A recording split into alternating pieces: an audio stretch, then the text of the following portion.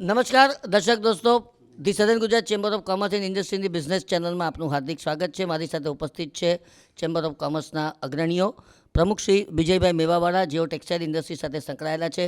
કેન્દ્રીય અંદાજપત્ર 1 ફેબ્રુઆરીના રોજ કેન્દ્રીય નાણામંત્રી નિર્મલા સીતારામનજી પ્રગટ કરશે અને તે સમયે સ્વાભાવિક રીતે જ બધા જ ધંધા, ઉદ્યોગ અને વ્યવસાયોને પોતપોતાની અપેક્ષા હોય. જે રજૂઆતો થઈ છે એ રજૂઆતો સંદર્ભની અંદર અને અપેક્ષા સંદર્ભની અંદર પહેલાં વાત કરશે આપણી સાથે વિજયભાઈ મેવાવાલા.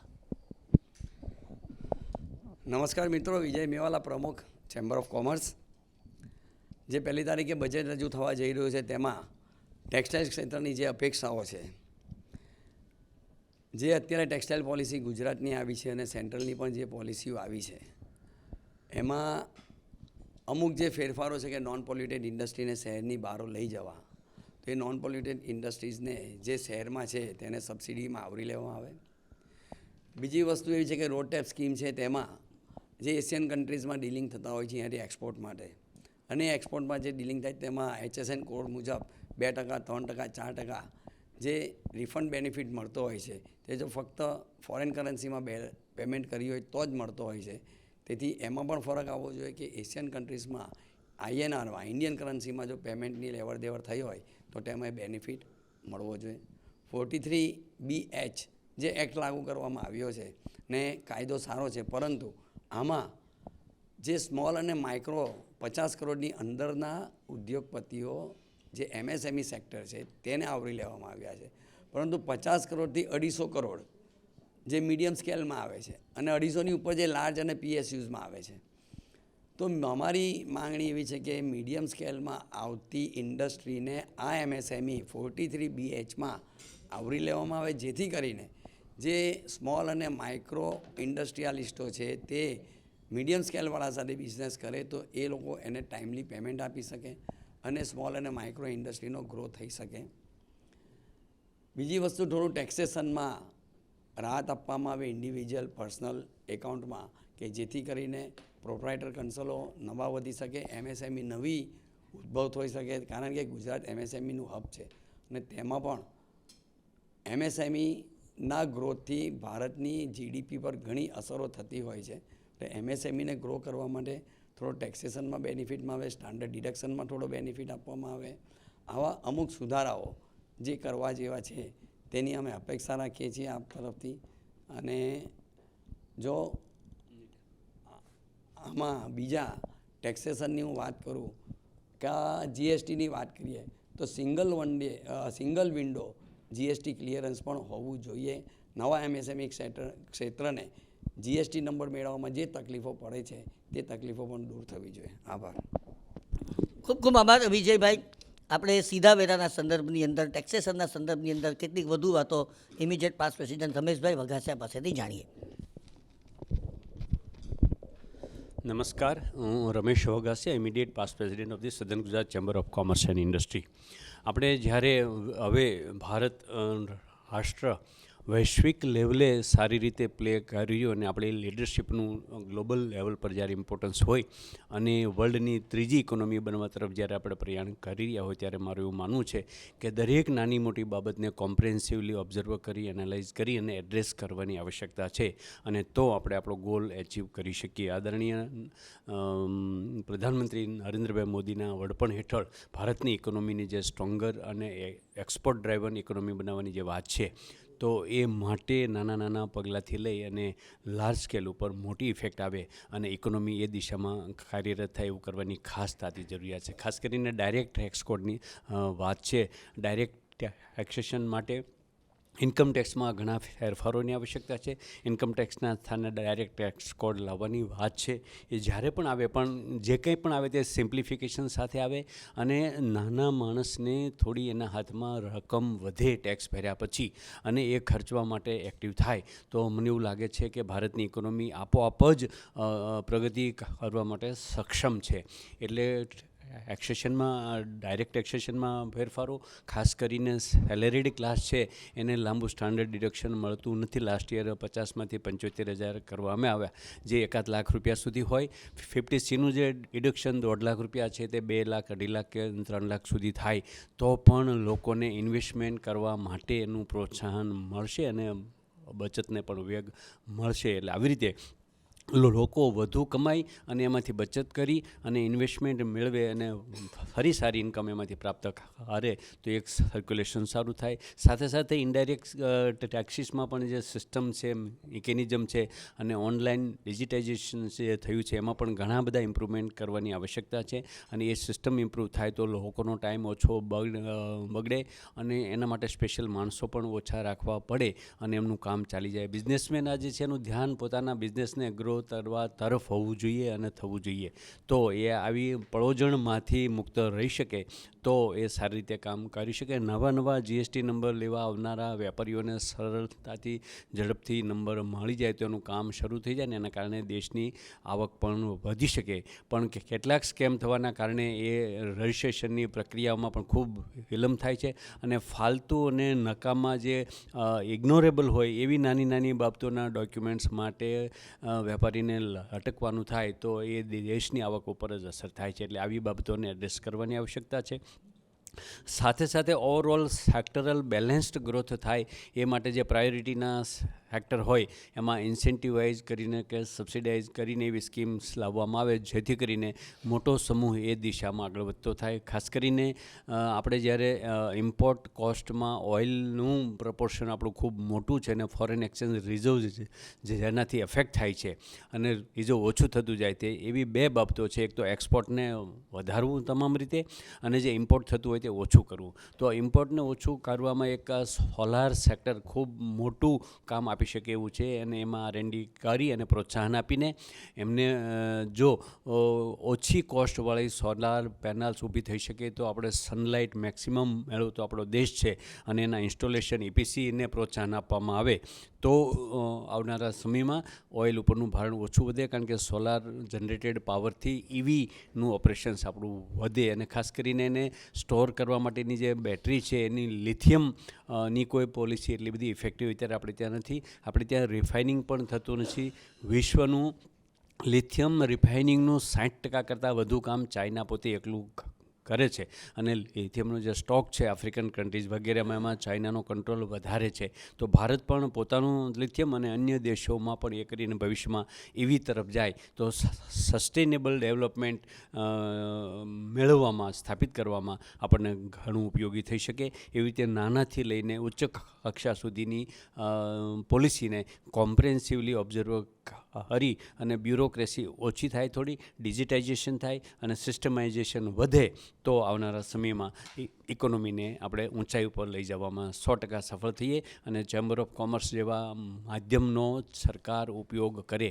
આજે એક્સપોર્ટ અંગેનું એક મિશન ગત વર્ષે જે શરૂ કરવામાં આવ્યું, સરકારને પ્રપોઝલ્સ પણ આપવામાં આવી પણ સરકાર એટલી કાર્યરત ન હતી. હવે અત્યારે એક્સપોર્ટ ઘટી જવાના કારણે અને ઇમ્પોર્ટ વધવાના કારણે ફોરેન એક્સચેન્જ રિઝર્વ પર મોટું ભારણ આવ્યું છે ત્યારે સરકારને એ અંગેના પગલાં લેવાની ફરજિયાત જરૂર પડી છે. તેવી રીતે ચેમ્બર ઓફ કોમર્સ જેવી આર્થિક સંસ્થાઓને સાથે લઈ એમના સભ્યોના માધ્યમથી દેશના ગોલને એચીવ કરવામાં જો જોડવામાં આવે તો મારું એવું માનવું છે કે આવનારા સમયમાં ઘણો ગ્રોથ આપણે સરળતાથી કરી શકીએ અને એ દ્વારા વર્લ્ડની 3rd લાર્જેસ્ટ ઇકોનોમી કે 5 ટ્રિલિયન ઇકોનોમી બનવામાં મદદ મળશે એવું ચોક્કસપણે હું માનું છું. Thank you very much. Thank you Rameshbhai. આપણે મિલનભાઈ પરીખ સાથે વાત કરીશું, જેઓ જૈનમ સ્ટોક બ્રોકિંગ કંપની સાથે સંકળાયેલા છે, તેમના સંચાલક છે અને ખૂબ મોટી જે બ્રોકર ફર્મના તેઓ સ્થાપક છે. મિલનભાઈ, શેર બજારને અપેક્ષા હોય બહુ સ્વાભાવિક ઘટનાક્રમ છે, કારણ કે એક નાનકડી પ્રપોઝલ કેન્દ્ર અંદાજપત્રમાં એવી આવે કે જેને કારણે કરોડો રૂપિયા ઉસેટાઈ જાય અથવા ફાયદો થઈ જાય, બંને બની શકે. તો આ સંદર્ભની અંદર આપની અપેક્ષાઓ શું છે? જ્યારે પણ બજેટ આવતું હોય છે એ પીરિયડમાં સ્પેશિયલી એ દિવસે બહુ જ મુવમેન્ટ હોય છે માર્કેટમાં. બહુ ઝડપથી બજાર ઉપર નીચે જતું હોય છે. જરૂરી નથી કે ઇમિજિએટ જે ઇમ્પેક્ટ આવે છે એ પરમનન્ટ રહે, કારણ કે ઘણી વખત બજેટ સમજાતું નથી ને ઇમિજિએટ કોઈ રિએક્શન આવી જાય છે અને પછી તરત જ 2-4 દિવસમાં દેખાય છે એના ઇમ્પેક્ટ. તો ઇમિજિએટ એને રિએક્ટ નહીં કરવું જોઈએ દરેક વ્યક્તિએ. ભલે એવું કંઈક લાગે છે કે આ વસ્તુ આપણા માટે નેગેટિવ છે અથવા કોઈ સ્ટોક્સ માટે નેગેટિવ છે કે કોઈ સેક્ટર માટે નેગેટિવ છે કે પોઝિટિવ છે, તો ઇમિજિએટ રિએક્શન નહીં આપવું જોઈએ. લેટ માર્કેટને ડિસાઇડ કરવા દો કે એને શું કરવું છે. પણ લોકો ઉતાવળમાં હોય છે અથવા ધીરજ નથી હોતી એટલે આવું થતું હોય છે.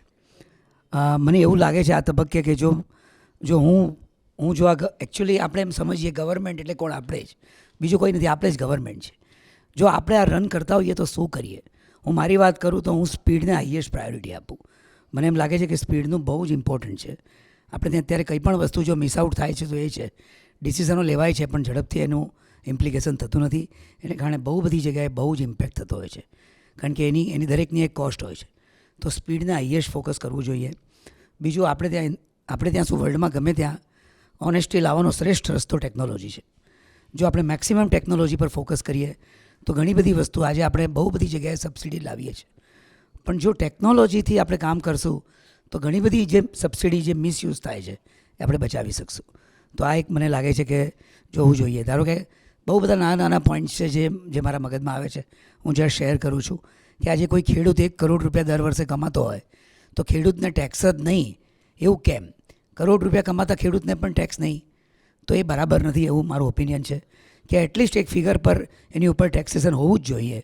એવી રીતે કોઈ પણ ધારો કે કોઈ અનામતની વસ્તુ છે તો અનામતમાં ધારો કે આજે એક ફાધર એ ઓલરેડી ઘણું બધું એન્જોય કરે છે, 2 લાખ રૂપિયાનું પેકેજ છે, તો એનો દીકરો આ કેટેગરીમાંથી નીકળી જવો જોઈએ જો સર્ટન સેલેરી પર એ પહોંચી ગયો હોય તો બીજાને એટલીસ્ટ લાભ મળે. તો આપણે ધીમે ધીમે કાસ્ટ પરથી ફાઇનાન્સ તરફ જઈ શકશું. આવી ઘણી બધી નાની નાની વસ્તુ છે. ઇવન સ્ટોક માર્કેટની વાત કરું તો ટેકનોલોજી એક બેસ્ટ રસ્તો છે કે એક નવું સ્ટ્રક્ચર જો પ્લાન કરે ગવર્મેન્ટ તો બધો જ ડેટા આજે એક ઇન્વેસ્ટર્સનો કે એક ટ્રેડરનો બધો જ ડેટા સિસ્ટમ પર છે.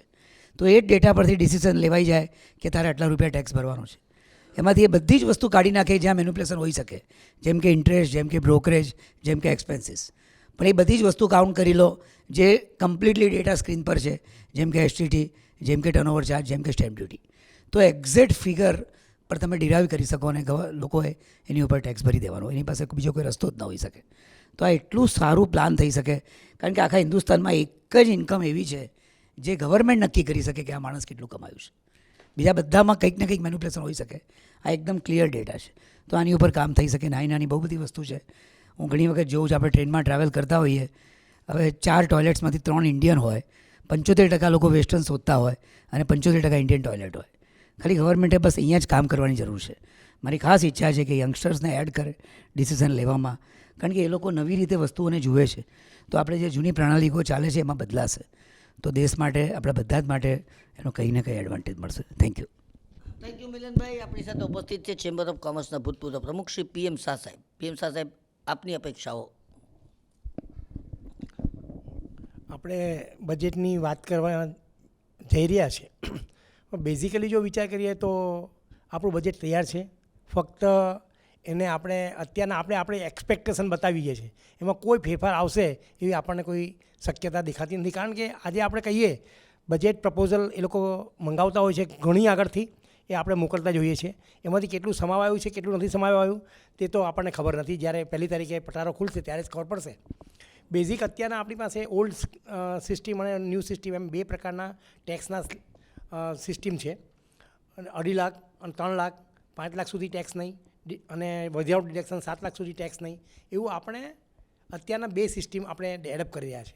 મારી ફક્ત એક આ વર્ષમાં તો કંઈ ખબર નથી નાણાપ્રધાને શું કર્યું છે, પરંતુ આવતા વર્ષમાં ચોક્કસ એ પ્રમાણે વિચારી શકાય કે બેને કમ્બાઈન કરીને એક સિસ્ટમ બનાવી દેવાય અને એમાં બેઝિક 5 લાખ સુધીની એક્ઝમ્પશન આવે અને 1 લાખ રૂપિયા કે 2 લાખ રૂપિયા સુધી આપણે જે નાના માણસોને ડિડક્શન મળી શકે તેવું થઈ શકે. ગવર્મેન્ટ આપણે ચાલુ વર્ષે ડાયરેક્ટ ટેક્સ કોડ લગાવવા જઈ રહી છે. એ લાવવાનો એનો ઈરાદો ખૂબ પાકો છે અને લગભગ હું એવું માનું છું કે ખૂબ જ નજીકના ભવિષ્યમાં તે આવી જશે.